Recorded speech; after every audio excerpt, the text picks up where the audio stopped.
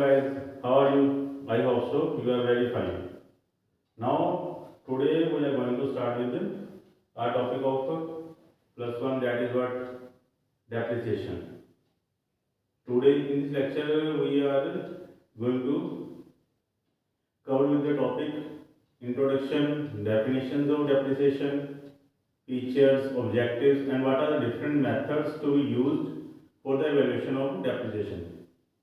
ठीक है, आज हम करेंगे जस्ट इंट्रोडक्शन का पार्ट है। डेप्रिसिएशन क्या होती है, डेप्रिसिएशन का फीचर क्या होते हैं और डेप्रिसिएशन को इवैल्यूएट करने के लिए कौन कौन से मेथड यूज होती है, इसकी ट्रीटमेंट इस लेक्चर में हम करेंगे। ठीक है, it's very important chapter, it is also important for plus one and next BBA BComs, ये चैप्टर हर एक में आगे कवर होगा। ठीक है, और ये होस्ट आपकी ये वाली इंट्रोडक्शन आपके लिए काफी बेनिफिशियल रहेगी। चलो स्टार्ट करते हैं। टॉपिक क्या है, डेप्रिसिएशन। डेप्रिसिएशन सबसे पहले what do you mean by depreciation? Depreciation होता क्या है? डेप्रिसिएशन वर्ड कहां से पैदा हुआ है? डेप्रिशिएट वर्ड हुआ डेप्रिशिएट से, मीन्स से मान लो कोई हमारे पास फिक्स एसेट है, प्लांट एंड मशीनरी है। अगर प्लांट एंड मशीनरी हम मान लो कि 1 करोड़ की खरीद रहे हैं, 1 करोड़ की हमने प्लांट एंड मशीनरी खरीदी है और उसको हम एसेट साइड में, बैलेंस शीट में एसेट साइड में शो करेंगे, इट इज 1 करोड़।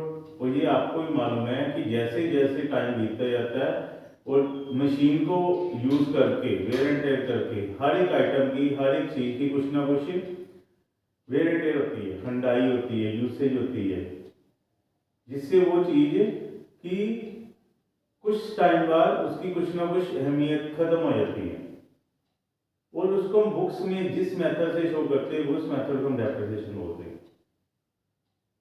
डेप्रिसिएशन एक ऐसा है कि जो हमारा एक according to the income tax authority में इसको स्पेशल किया गया कि हमने फिक्स एसेट पे डेप्रिसिएशन लगानी ही लगानी है, क्योंकि जो आज हम एसेट 1 करोड़ का खरीद रहे हैं, आने वाले दिनों में वही एसेट हमारा कुछ लाखों में हो जाएगा, जिसको हमने सोल्ड आउट करके फिर नया एसेट डालेंगे।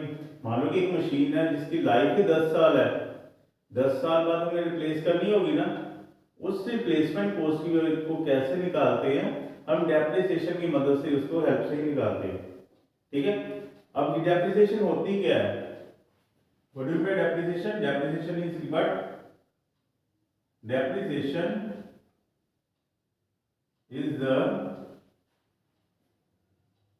gradual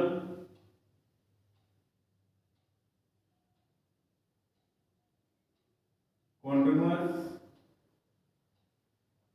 fall in value of fixed assets due to what? Due to wear and tear. Due to what? Due to repair. Due to obsolescence. Due to what? Due to depletion. Due to reflection of time, reflection of time,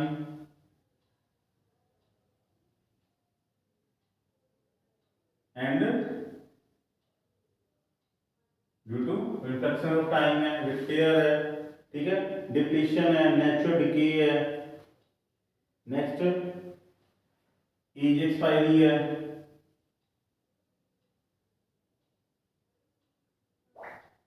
and etcetera. Means to से depreciation हमारा क्या होता है? Fix asset की value में गिरावट होना। कैसे? कॉन्टिन्यूसली, रेगुलरली बेसिस पे होना, ग्रेजुअली, किसी सिस्टम के अकॉर्डिंग होना। क्यों होना? क्योंकि लगातार हम किसी चीज को यूज करते हैं, वेयर एंड टेयर करते हैं, उसकी कुछ ना कुछ चीज हंडाई होती है। ठीक है, या हम कहते हैं कि कोई मशीन अगर कारीगर के पास चली जाए, रिपेयर हो जाए, उसकी वैल्यू भी क्या होती है, डेप्रिशिएट हो जाती है।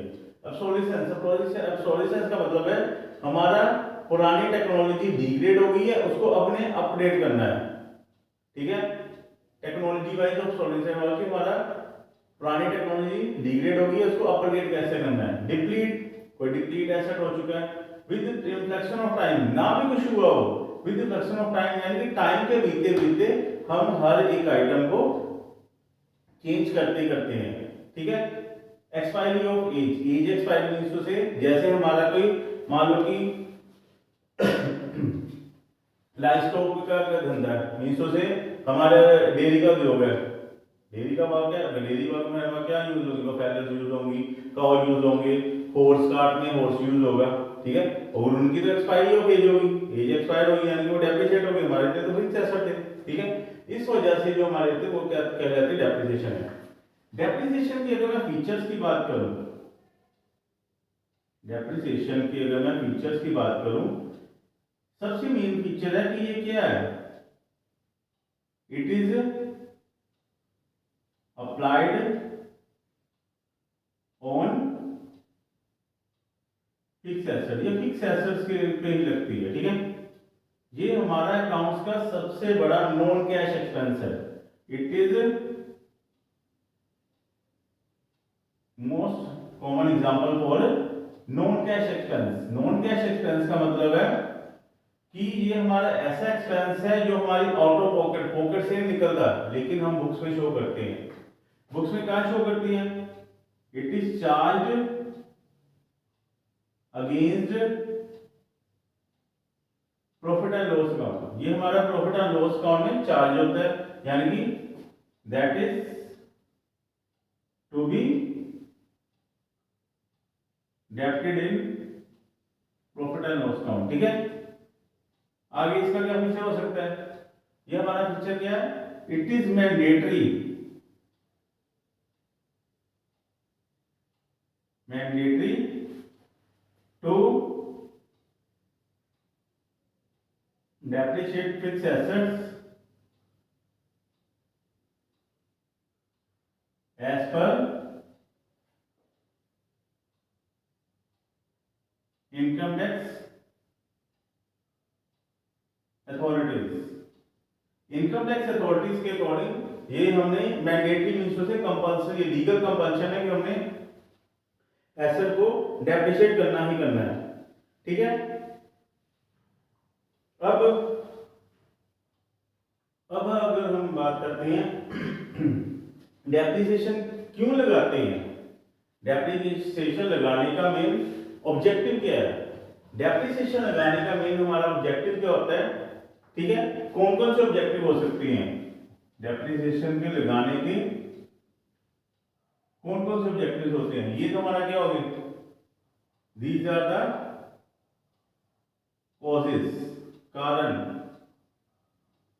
for depreciation, these are the features of depreciation, and now what are the objectives of depreciation। objectives को लगाने का मेन पीछे उद्देश्य क्या है हमारा, सबसे मेन उद्देश्य है कि किसी भी फर्म का टू नाउ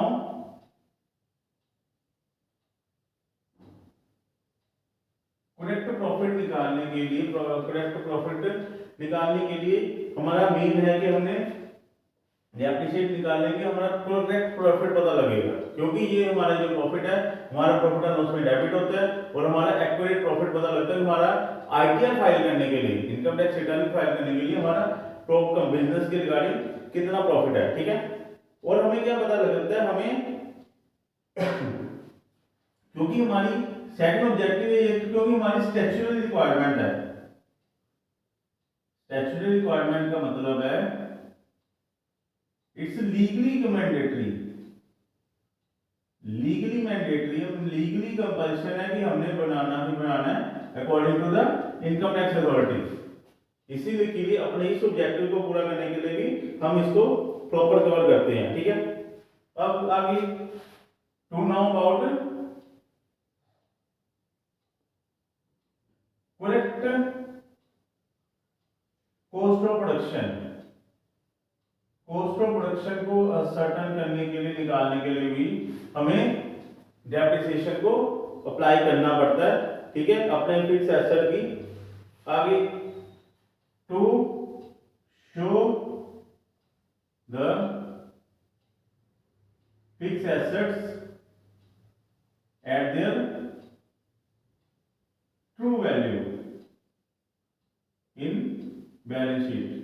बैलेंस शीट में इसको ट्रू वैल्यू को, फिक्स एसेट को शो करने के लिए हमें डेप्रिसिएशन को लगाना पड़ता है। ठीक है, यहां तक आपको क्लियर होगा कि हमारी डेप्रिसिएशन क्या है, उसके फीचर क्या है, ठीक है, क्या क्या कॉजेज है, क्यों हम डेप्रिसिएशन अप्लाई करते हैं, और व्हाट आर द ऑब्जेक्टिव्स। ठीक है, अब हम अपने नेक्स्ट लेक्चर में करेंगे what are the different methods to calculate depreciation. ठीक है, तब तक आप जस्ट इसको pause the video to note it down. Till then, okay, bye, see you.